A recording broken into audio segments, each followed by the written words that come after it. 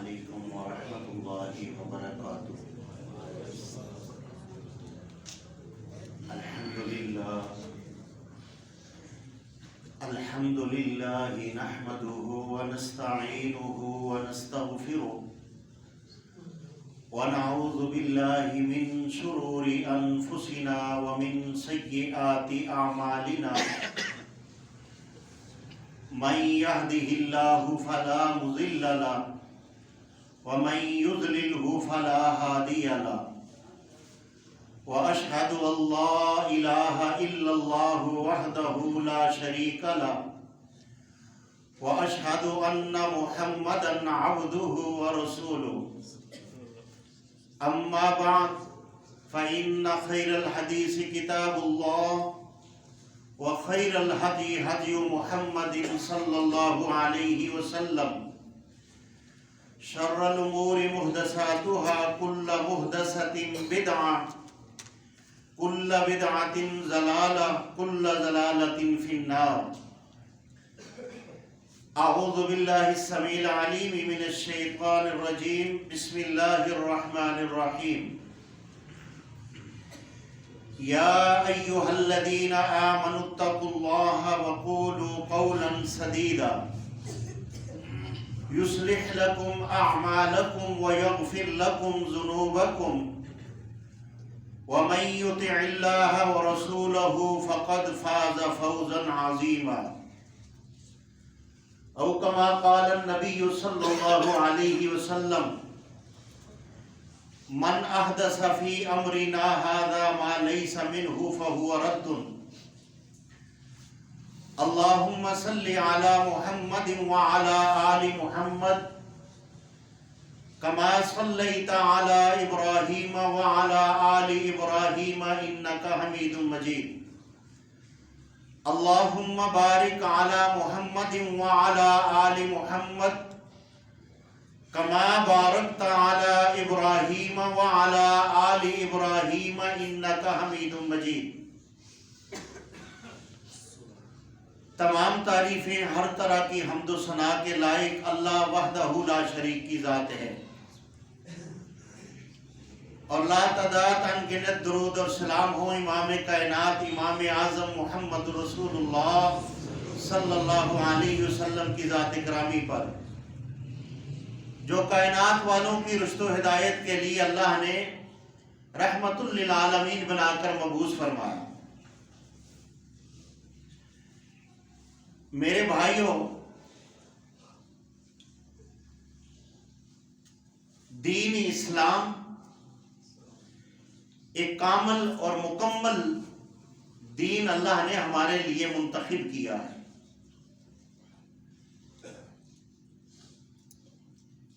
اور اللہ رب العالمین نے امام الانبیاء محمد رسول اللہ صلی اللہ علیہ وسلم کو تمام کائنات کا جیسے سردار بنایا ہے، اسی طرح دین اسلام بھی تمام ادیان پر یہ سردار ہے۔ نبی اکرم صلی اللہ علیہ وسلم نے اپنے دور حیات مبارکہ کے اندر دین اسلام کی مکمل تکمیل کر کے آپ کو دنیا سے اللہ نے اپنے پاس بلا لیا، اور جب دین اسلام مکمل ہوا تو نبی اکرم صلی اللہ علیہ وسلم نے صحابہ اکرام کو گواہ کر کے اور آپ سے صحابہ سے پوچھا بھی ہے کہ میں نے دین کو مکمل کر دیا؟ تو صحابہ اکرام نے فرمایا کہ ہاں اللہ کے رسول، آپ نے شریعت اسلامی کو مکمل کر دیا۔ اور اس وقت جو خطبہ ارشاد فرمایا تھا وہ کم و بیش 1,50,000 کے قریب صحابہ اکرام تھے جو یہ خطبہ آپ کا سماعت فرما رہے تھے۔ میرے بھائیوں، نماز پڑھنی بہت اچھی بات ہے، قرآن پڑھنا بہت اچھی بات ہے، عبادت کرنا بہت اچھی بات ہے، لیکن ایک ایسی نماز ہے جس نماز کے پڑھنے کی وجہ سے انسان جہنم میں جائے گا۔ ایک ایسا ذکر اذکار ہے جس کے پڑھنے کی وجہ سے انسان جہنم میں جائے گا. یہ کیا وجہ ہے کہ نماز پڑھنے کی وجہ سے انسان جہنم میں جائے گا؟ حضرت علی رضی اللہ تعالی عنہ، آپ نے ایک شخص کو دیکھا کہ عیدگاہ کے اندر 2 رکعت نماز، اس نے عید سے پہلے 2 رکعت نماز پڑھنی شروع کر دی. تو حضرت علی رضی اللہ تعالی عنہ نے کہا، اے اللہ کے بندے، تیری جہنم کے لیے یہی 2 رکعت کافی ہیں کہ تو جہنم میں چلا جائے گا. اور اس نے سوال کیا کہ علی، میں نماز کی وجہ سے جہنم میں جاؤں گا؟ فرمایا ہاں. کہا کہ عید سے پہلے 2 رکعت نماز پڑھنے کا اللہ کے نبی نے حکم نہیں دیا، یہ تو اپنی طرف سے پڑھ رہا ہے. لہذا دین اور شریعت جو ہے یہ اللہ رب العالمین، اس کے قوانین اور اس کے پابندیاں اللہ رب العالمین اس کی نافذ کرتا ہے اور بندہ اس کو بجا لاتا ہے. لہذا یہ تو نے بدعت کی ہے، اس کا حکم اللہ کے رسول نے نہیں دیا. آپ اس بات کو سمجھ جائیں کہ ہماری عبادت وہی اللہ کے ہاں قبول ہوگی جس عبادت کا حکم اللہ کے رسول ہمیں دیں گے صلی اللہ علیہ وسلم. بہت سارے لوگ آئے، انہوں نے نبی اکرم صلی اللہ علیہ وسلم کو نعوذ باللہ بدنام کرنے کی کوشش کی، لیکن آخر کار کیا ہوا کہ آپ کی زندگی پڑھنے کے ساتھ ساتھ وہ اسلام لے آئے. ابھی حال ہی میں قرآن کریم کو آپ کو پتا ہے کہ جلا دیا گیا، اور نعوذ باللہ کہ بھائی ہم اس دین کو مٹا دیں گے. لیکن جب لوگوں نے قرآن کو پڑھنا شروع کیا تو سب سے زیادہ یہود اور نصارہ کے اندر اسلام کو قبول کرنے والے بھی وہی لوگ ہیں جو قرآن کو جلانے والے. آج جیسے اشرف المخلوقات اللہ رب العالمین نے انسان کو بنایا ہے، ایسے ہی ہمیں خیر الامم بنایا ہے، بہترین امت اور خیر والی امت بنایا ہے. میرے بھائیو، ایک صحابی اللہ کے نبی صلی اللہ علیہ وسلم کے پاس آتے ہیں اور آ کر کیا فرماتے ہیں کہ اللہ کے نبی صلی اللہ علیہ وسلم، میں نے اونٹ ذبح کرنے کی منت مانی ہے، تو لہٰذا میں بوانا کے مقام پر میں اونٹ ذبح کرنا چاہتا ہوں، اور میری نیت یہ ہے کہ میں وہاں پر اونٹ ذبح کرنا چاہتا ہوں. افبیہا عید من آیا، نبی اکرم صلی اللہ علیہ وسلم فرماتے ہیں کیا وہ بوانا جو جگہ ہے وہاں پر دور جاہلیت کے اندر کوئی میلہ لگتا تھا یا وہاں پہ کوئی اور بت کی پوجا کی جاتی تھی؟ فرمایا نہیں اللہ کے رسول صلی اللہ علیہ وسلم، وہاں پہ ایسا کوئی سین نہیں تھا. پھر اللہ کے رسول علیہ السلام نے اجازت فرمائی کہ زمین کے کسی کونے پر بھی یہ جانور تم ذبح کر سکتے ہو، قبول کرنے والی اللہ کی ذات ہے. لہٰذا ایسی جگہ سے جہاں پر دور جاہلیت کے اندر اگر کوئی میلہ لگتا ہو، وہاں پر کوئی بت کو پوجا جائے، تو فرمایا کہ وہاں پہ جانور کو ذبح کرنا یہ جائز نہیں. جیسے نبی اکرم صلی اللہ علیہ وسلم نے اعلان نبوت کیا، اور اعلان نبوت کے بعد جو سب سے زیادہ مشرکین اور عرب کی سرزمین کے اوپر پوجا ہوا کرتی تھی وہ قبروں کی اور بتوں کی ہوا کرتی تھی. اسی لیے اللہ کے نبی صلی اللہ علیہ وسلم نے پہلے قبروں پہ جانے سے منع فرمایا تھا کہ آپ قبرستان نہ جایا کریں. اس کی وجہ کیا تھی کہ قبروں کو زیادہ پوجا جاتا تھا. جیسے آج کے زمانے کے اندر، اس وقت کے اندر ہمارے معاشرے کے اندر کسی بزرگ کی قبر کو بنا کر لال پیلی کالیاں جھنڈیاں لگا کر اس کو پوجا پاٹ کا ایک مرکز بنایا گیا ہے، یہی دور جاہلیت کی یہ رسم اور رواج تھا. اللہ کے نبی علیہ السلام نے انہیں منع فرمایا کہ تم قبرستان پہ نہ جایا کرو. جب لوگ سمجھ گئے اور ان کو یہ عقیدہ ان کا بن گیا کہ یہ قبر والے اور یہ بت کچھ بھی نہیں دیتے، پھر اس کے بعد اللہ کے نبی صلی اللہ علیہ وسلم نے اجازت فرمائی کہ آپ قبرستان جایا کرو عبرت حاصل کرنے کے لیے. جیسا کہ ہمیں حکم ہے قبرستان جانے کا عبرت حاصل کرنے کے لیے، ہمیں اپنا مقام اور اپنی حیثیت یہ معلوم ہو کہ ہم سے پہلے یہاں پر بڑے حسین و جمیل لوگ جو ہیں ان قبروں کے اندر مدفون ہیں، اور لہٰذا ہمارا بھی ٹھکانہ یہی ہے. یہ جو دنیا ہے وَمَا الْحَيَاةُ الدُّنْيَا إِلَّا مَتَاعُ الْغُرُورِ، یہ ایک دھوکے کا سامان ہے، اور یہاں ہم نے ہمیشگی نہیں رہنا. اس دور کے اندر شراب جو ہے یہ پی جاتی تھی، اور عرب کے اندر شراب ابھی منع نہیں ہوئی تھی. جب شراب کی حرمت آئی تو نبی اکرم صلی اللہ علیہ وسلم نے ان برتنوں کے اندر بھی کھانے سے منع فرمایا جن برتنوں کے اندر شراب نوش کی جاتی تھی، پی جاتی تھی. وہ کیا تھے؟ کدو کے برتن تھے، اور اس طرح کے برتنوں کے اندر وہ شراب پی جاتی تھی.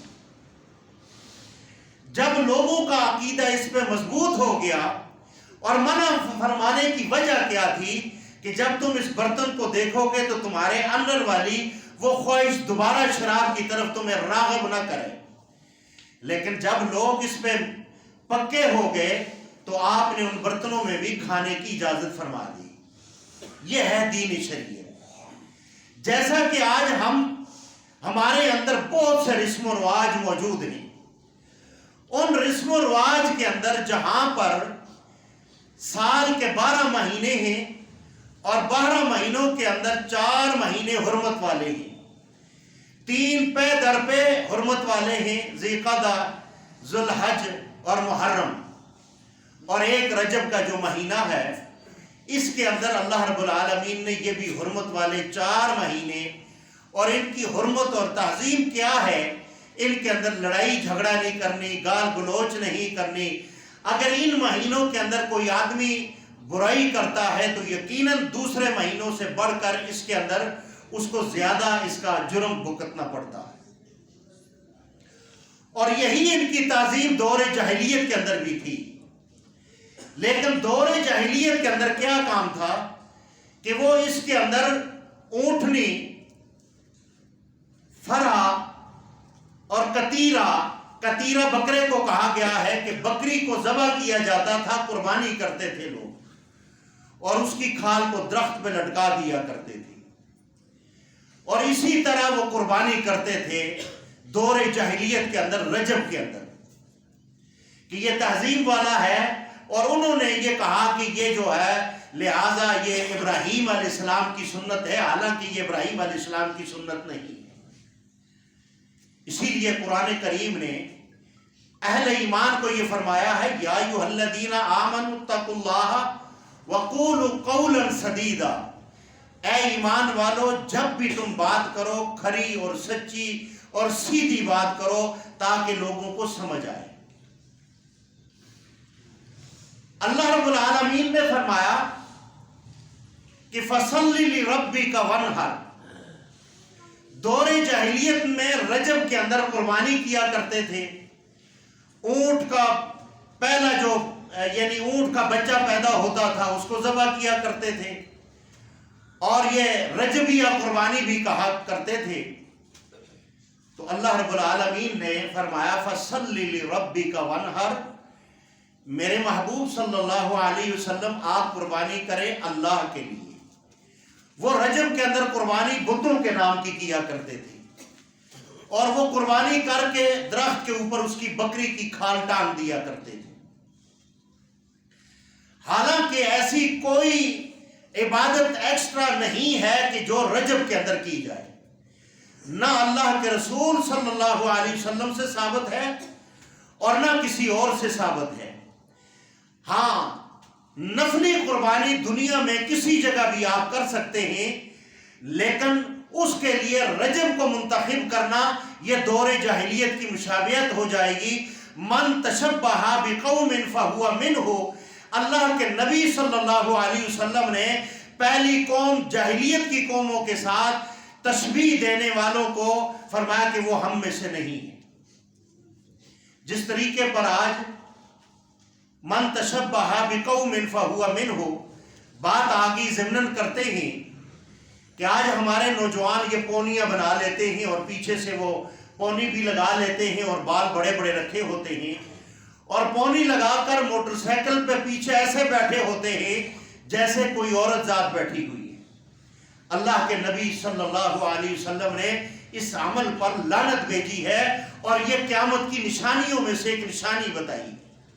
اسی لیے فرمایا ہے کہ مرد عورت کی مشابہت اختیار نہ کرے، اور یہ اگر اختیار کرے گا تو اس پر اللہ کی لعنت برسے گی۔ یہ میں نہیں کہہ رہا۔ اگر عورت مردوں کی مشابہت اختیار کرے گی تو فرمایا کہ اس پر بھی اللہ کی لعنت برسے گی۔ لہذا لعنت کا معنی یہ ہے کہ اللہ اپنی رحمت سے اس بندے کو باہر نکالنا چاہتا ہے۔ تو میرے بھائیوں، رجب کے اندر اگر کوئی آدمی یہ عبادت کرتا ہے ایکسٹرا سمجھ کر، ثواب سمجھ کر، میرے سامنے اللہ کا قرآن پڑا ہوا ہے، دین شریعت کے اندر ایسی کوئی مثال نہیں ملتی کہ رجب کے اندر زیادہ روزے رکھے جائیں، رجب کے اندر اللہ کے نبی نے زیادہ روزے رکھے ہوں۔ ہاں، شعبان کے روزے جو ہیں اللہ کے نبی صلی اللہ علیہ وسلم سے ثابت ہیں اور محرم کے ثابت ہیں۔ پھر سوار والے دن اور جمعرات کا روزہ یہ رکھنا ثابت ہے۔ اگر ایک انسان 12 مہینوں کے اندر سوار اور جمعرات کا روزہ رکھتا ہے، اگر رجب کی 27 تاریخ کو یہ سوار یا جمعرات آ جاتی ہے تو یہ اگر روزہ اسی اپنے سلسلے کے ساتھ رکھتا ہے تو یہ جائز ہے، یہ رکھ سکتا ہے۔ لیکن اپنی طرف سے رجب کی 27ویں رات کو ثواب سمجھ کر اس کے اندر عبادت کرنی یا لمبے لمبے نفل پڑھنے یا یہ سمجھنا کہ اللہ اسی رجب کے اندر ہمارے گناہ معاف کرے گا، تو ایسی کوئی بھی حدیث اللہ کے نبی صلی اللہ علیہ وسلم سے ثابت نہیں ہے۔ اکملت لکم دینکم واتممت علیکم نعمتی ورضیت لکم الاسلام دینا۔ اللہ کے نبی صلی اللہ علیہ وسلم نے اکملت لکم، اس کا معنی یہ ہے کہ دین کو مکمل کر دیا۔ اب اس کے اندر کسی کو یہ اجازت نہیں ہے کہ اس کے اندر اضافہ کرے یا کمی کرے۔ کیوں؟ اللہ کے نبی صلی اللہ علیہ وسلم مکمل ضابطہ حیات اس کائنات میں آئے اور پورے دین اسلام کو مکمل کر کے اللہ کے پاس وہ دوبارہ چلے گئے۔ معاملات یہ ہوا کہ رجب کے اندر جو رجبیہ کے نام سے یا روزے رکھے جاتے ہیں یا کوئی صدقہ خیرات کیا جاتا ہے، یعنی رجب کے حوالے سے اس کی کوئی دلیل نہیں ہے۔ لہذا بڑے بڑے صوفیاء کرام، بڑے بڑے اپنے آپ کو دین کا ٹھیکیدار کہنے والے، اس رجب کے حوالے سے انہوں نے بھی دین اسلام کے اندر بگاڑ پیدا کیا ہے۔ جیسے ماں جی عائشہ صدیقہ رضی اللہ تعالی عنہا سے یہ حدیث مروی ہے، من احدث فی امرنا، جس نے ہمارے اس دین کے اندر کوئی نئی چیز ایجاد کی، وہ ہم میں سے نہیں، وہ مردود ہے، وہ ملعون ہے، وہ مردود ہے۔ بے شک وہ رات کا قیام ہو، بے شک وہ پوری رات قرآن پڑھنے والا ہو۔ اور ایک بات میں آپ کو بتا دوں، ایک آدمی اگر رات کو سوتا نہیں اور پوری رات قیام کرتا ہے تو یہ بھی قرآن کی مخالفت کر رہا ہے۔ یا ایھا المزمل قم اللیل الا قلیلا نصفہ او انقص منہ قلیلا۔ اللہ اپنے نبی صلی اللہ علیہ وسلم کو حکم کیا دے رہے ہیں؟ فرمایا میرے محبوب صلی اللہ علیہ وسلم رات کے کچھ حصے میں آپ آرام فرما لیا کریں اور کچھ حصے میں آپ اپنے آپ کو راضی کرنے کے لیے میری عبادت اور ریاضت کیا کریں۔ لہٰذا اللہ کے نبی کو یہ حکم ہے کہ رات کو کچھ حصے میں سو جائیں اور پچھلے حصے میں اللہ کی ریاضت کے اندر آپ جاگ جائیں۔ تو اگر ایک آدمی آج یہ کہتا ہے میں رات کو نہیں سوتا، میں رات کو جاگوں گا، عبادت کروں گا، اور لوگوں کو یہ کہے کہ بھائی بات یہ ہے یہ تو نیکی کا کام ہے، حالانکہ نیکی کا کام نہیں ہے، یہی عمل اس کے جہنم میں لے کر جانے کے لیے یہ کافی ہے۔ بے شک یہ رات کو قرآن پڑھ رہا ہے لیکن یہ طریقہ مسنون اور سنت والا نہیں ہے، یہ قرآن پڑھنے سے یا نماز پڑھنے سے جہنم میں نہیں جائے گا۔ وَكُلَّ بِدْعَةٍ ضَلَالَةٍ وَكُلَّ ضَلَالَةٍ فِي النَّارِ، اس نے بدعت کی ہے دین اسلام سمجھ کر، اور دین اسلام کے اندر اس نے دین اسلام کا نقشہ بگاڑنے کی کوشش کی ہے، لہٰذا اس نے یہ جو عمل کیا ہے یہ اللہ کے رسول سے ثابت نہیں ہے، جو اللہ کے نبی سے ثابت نہیں ہے۔ وہ عمل چاہے مکہ کے اندر کیا جائے، مسجد نبوی کے اندر کیا جائے، وہ عمل مردود ہے اور ملعون ہے۔ یہ مردود اور ملعون کہنے والے محمد رسول اللہ صلی اللہ علیہ وسلم، اس کا دین شریعت کے ساتھ کوئی تعلق نہیں۔ اب اسی طریقے پر وہ بتوں کی پوجا کیا کرتے تھے اور بتوں کے لیے قربانیاں کیا کرتے تھے۔ اللہ رب العالمین نے فرمایا حرمت علیکم المیتۃ والدم ولحم الخنزیر وما اہل بہ لغیر اللہ، فرمایا کہ جو جانور خود مر جائے، بکری ہے، وہ گائے ہے، وہ بھینس ہے، وہ اونٹ ہے، یہ حلال جانور ہیں۔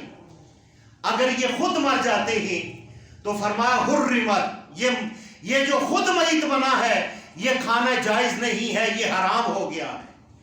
کیوں؟ یہ خود مرا ہے، اس پر بسم اللہ اللہ اکبر نہیں پڑھا گیا۔ حرمت علیکم المیتۃ، اب جب جانور کو ذبح کیا جاتا ہے، یہ جو خون گردن سے دھار مار کر نکلتا ہے، اللہ نے فرمایا والدم، یہ بھی حرام ہے، ولحم الخنزیر، اور خنزیر کا گوشت بھی حرام ہے، وما اہل بہ لغیر اللہ۔ اللہ رب العالمین نے قرآن کے اندر متعدد جگہ میں یہ فرمایا کہ غیر اللہ کے نام پر اور ایسی جگہ میں ذبح کرنا جہاں پر، جیسے اس صحابی نے کہا تھا اللہ کے رسول صلی اللہ علیہ وسلم میں بوانا کے اوپر اپنی قربانی کرنا چاہتا ہوں، یہ میں نے منت مانی ہے اور منت کے اندر میں نے وہاں پر یہ اونٹ کو ذبح کرنا ہے۔ اللہ کے نبی صلی اللہ علیہ وسلم نے ان جاکم فاسقم بنبأ فتبینوا، آپ نے تحقیق کی جو آج میں اور آپ تحقیق نہیں کرتے۔ اگر کوئی مولوی ہمیں کہتا ہے یہ لکھیاں ختم پڑھو اس کا اتنا ثواب ہے اور یہاں پہ یہ کرو اتنا ثواب ہے، ہم جرت نہیں کرتے کہ ہم اس سے پوچھیں۔ اللہ کے رسول صلی اللہ علیہ وسلم نے فتبینوا اتنی تحقیق کی کہ کہا کہ بوانا کے مقام پر کوئی پہلے دور جاہلیت کے اندر کوئی میلہ، کوئی وہاں پہ بت کو پوجا گیا، ایسا معاملہ تو نہیں تھا۔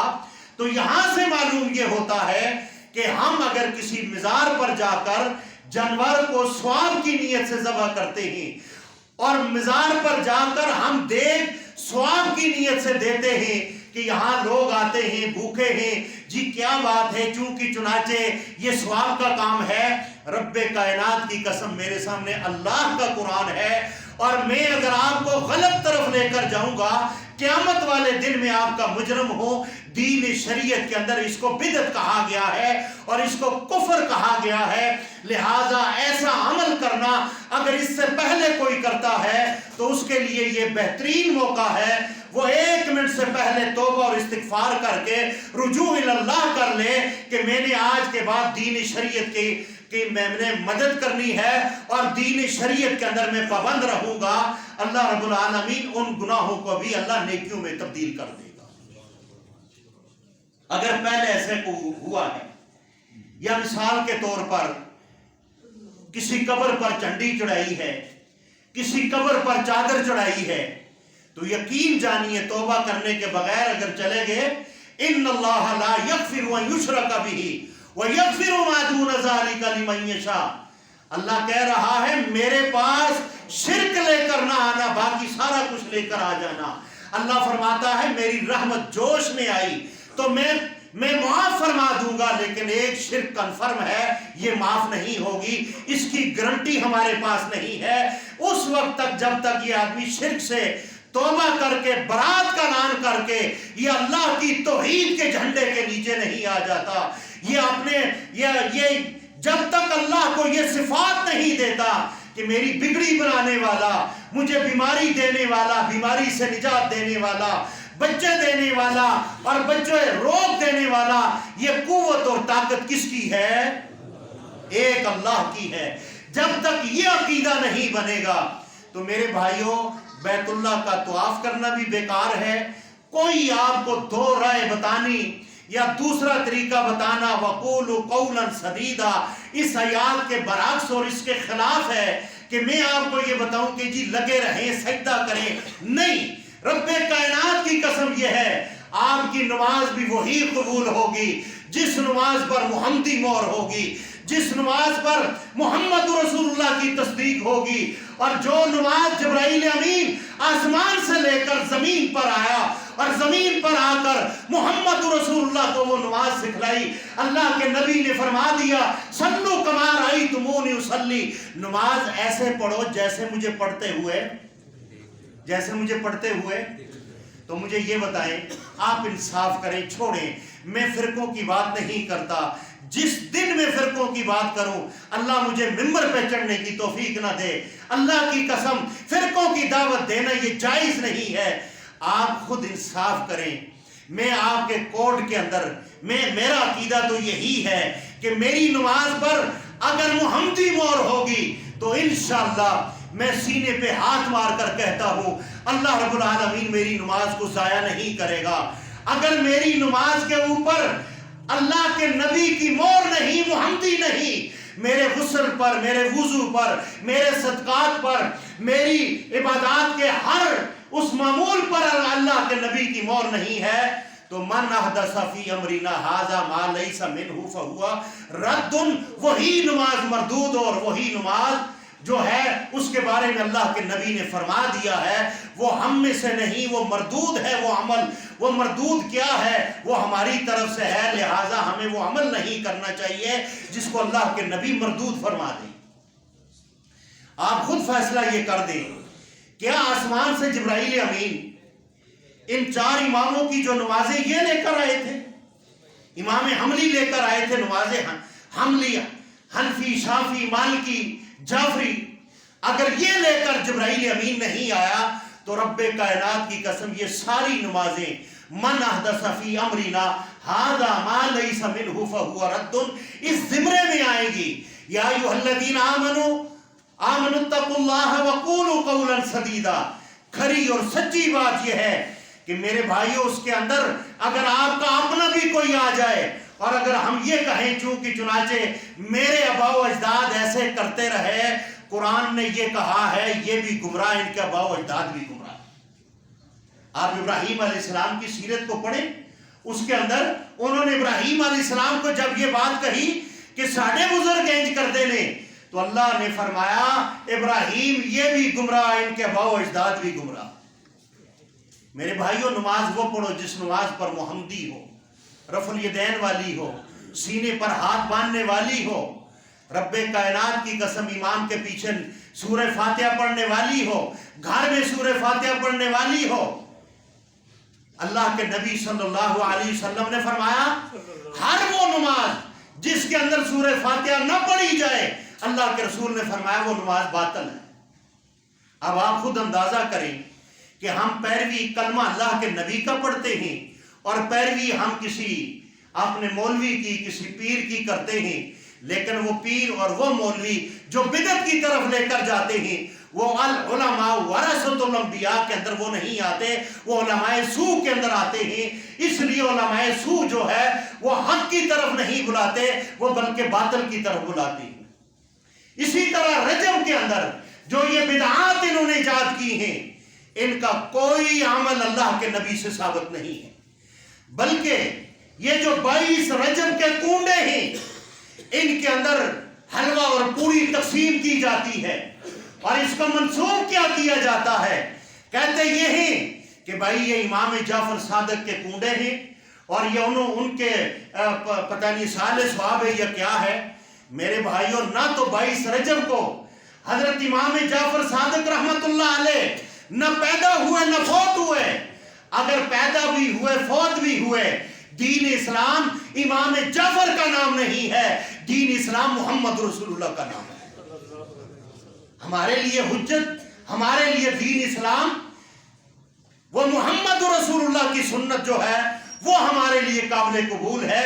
باقی اگر کوئی پر لگا کر آ جائے وہ یہ کہے کہ میں روزانہ فرشتوں سے میٹنگ کرتا ہوں اور ڈیلی میں جبرائیل امین سے ملتا ہوں، اگر وہ کہے میرا عمل مان جاؤ، رب کائنات کی قسم، من احدث فی امرنا ھذا ما لیس منہ فہو رد،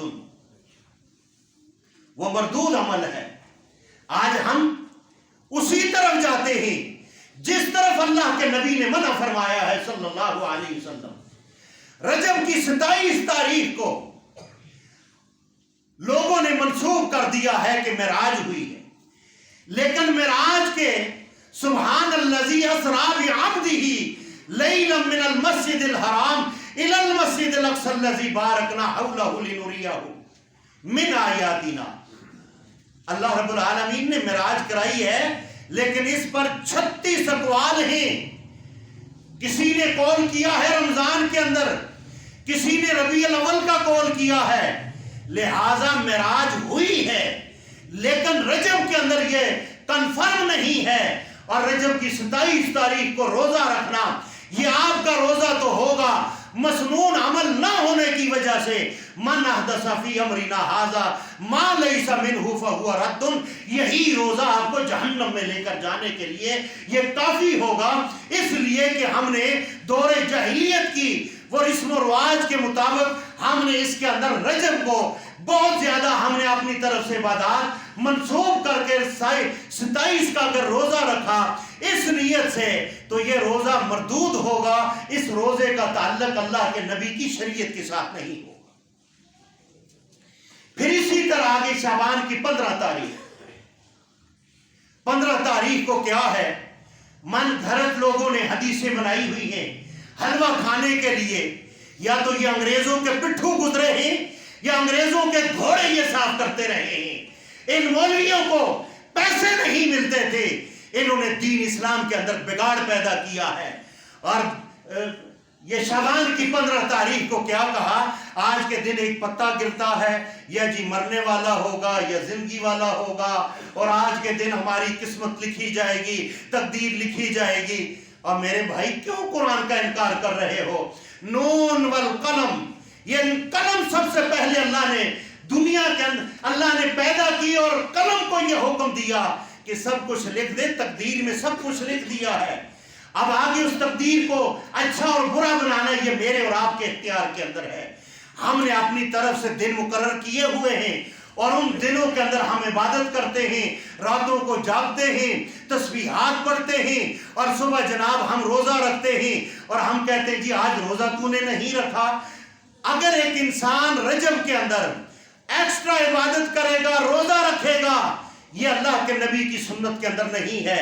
میں آگے قرآن رکھ کر میں اللہ کو گواہ کر کے یہ بات کہہ رہا ہوں، ان عبادات کا اللہ کے نبی کی شریعت کے ساتھ کوئی تعلق نہیں ہے، بلکہ حضرت عمر رضی اللہ تعالیٰ عنہ آپ کے دور حیات کے اندر اگر کوئی صحابی علم نہ ہونے کی وجہ سے اگر وہ روزہ رکھ لیا کرتے تھے رجب کے اندر زیادہ ثواب کی نیت سے، تو حضرت عمر رضی اللہ تعالیٰ عنہ اس کے ہاتھ پر ہاتھ مار کر اس کو زبردستی توڑوایا کرتے تھے، اور کہتے تھے کہ یہ روزہ تیرے جہنم کے لیے کافی ہوگا۔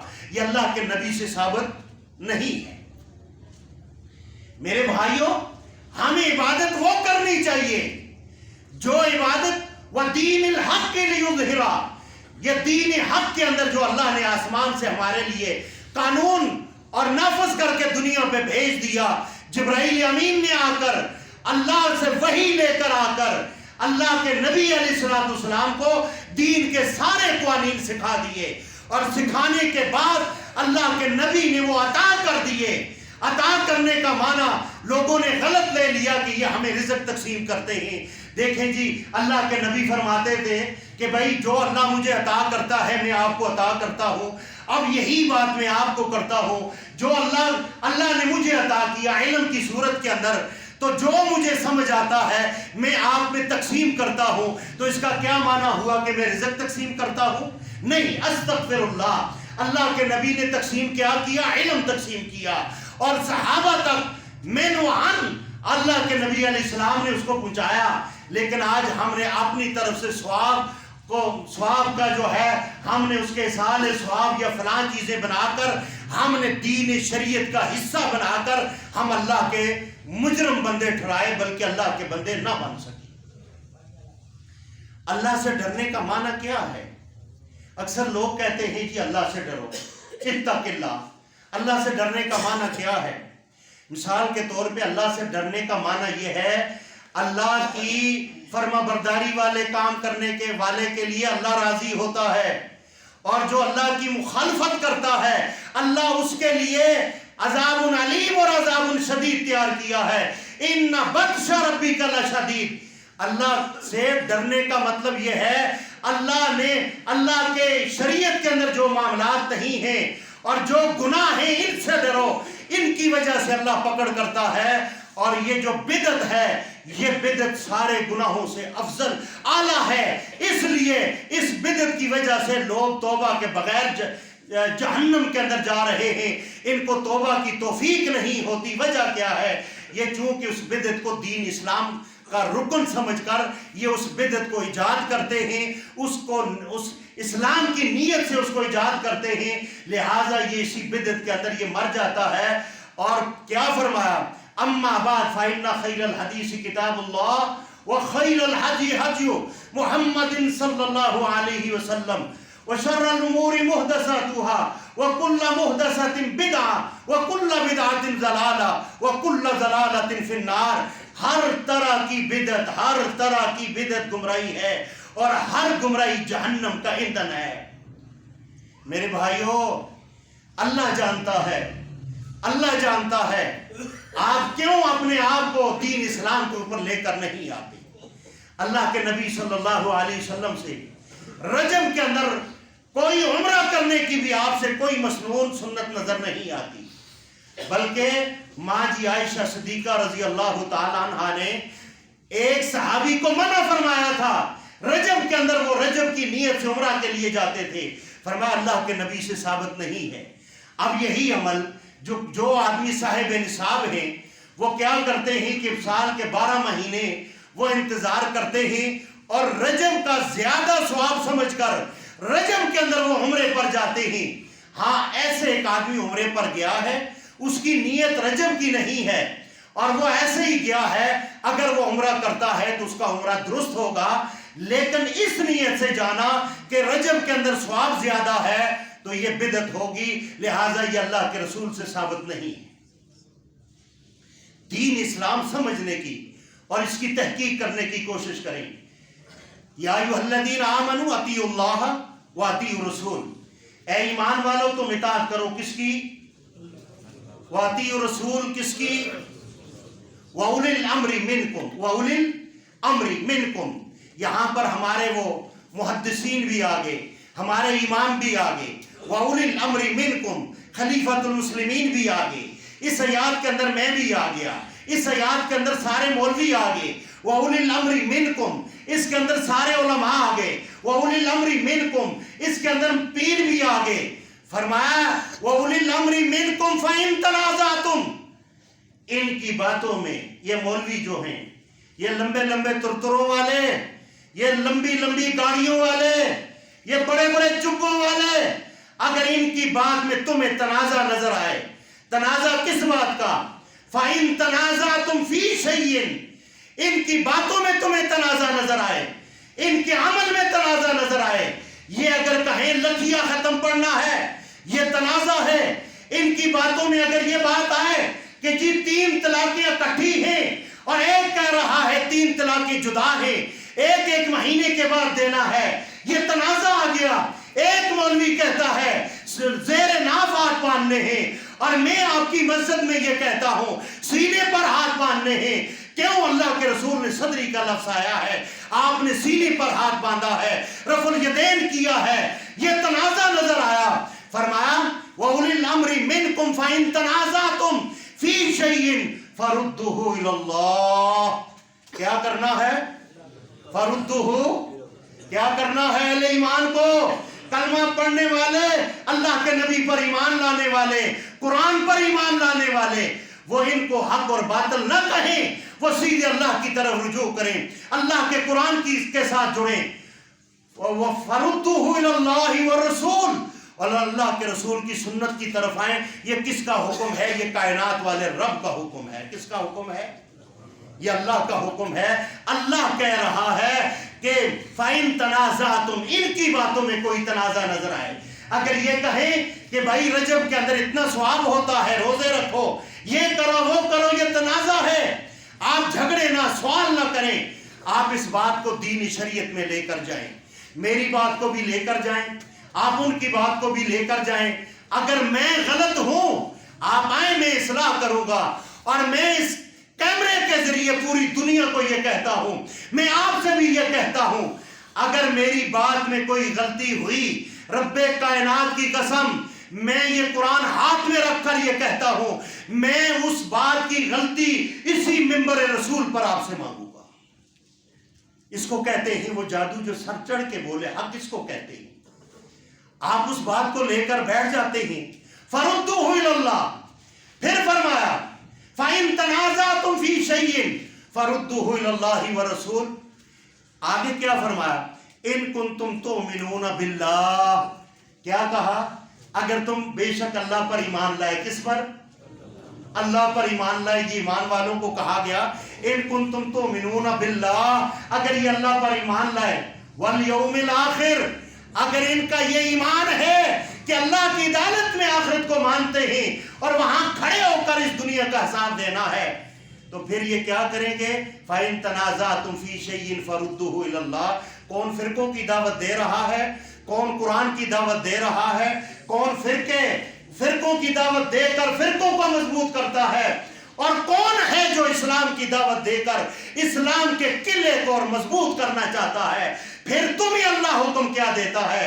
وَالْعَصْرِ إِنَّ الْإِنسَانَ لَفِي خُسْرٍ إِلَّا الَّذِينَ آمَنُوا وَعَمِلُوا الصَّالِحَاتِ وَتَوَاصَوْا بِالْحَقِّ وَتَوَاصَوْا بِالصَّبْرِ.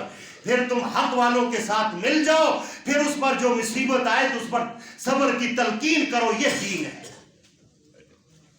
میرے بھائیوں، آپ کو یہاں سے انشاءاللہ فرقوں کی نہیں اسلام کی دعوت ملے گی.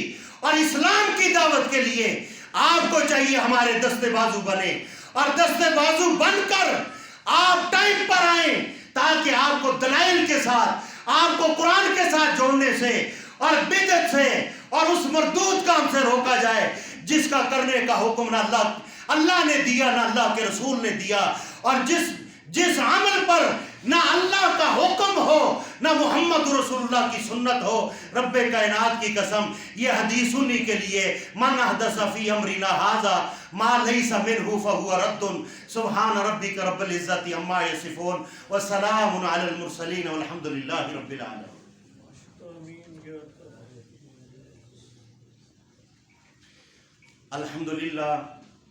الحمدللہ حمدا کثیرا کما امر.